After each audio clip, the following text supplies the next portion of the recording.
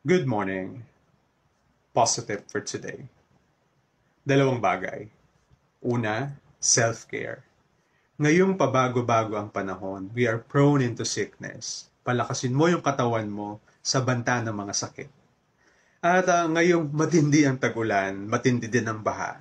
Kung meron kang sugat, iwasan mong lumusong sa baha dahil mataas ang banta ng leptospirosis.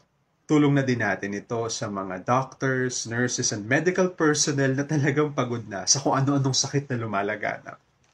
At nabanggit na rin lang natin ang pagtulong. Ang second positive is the care for others.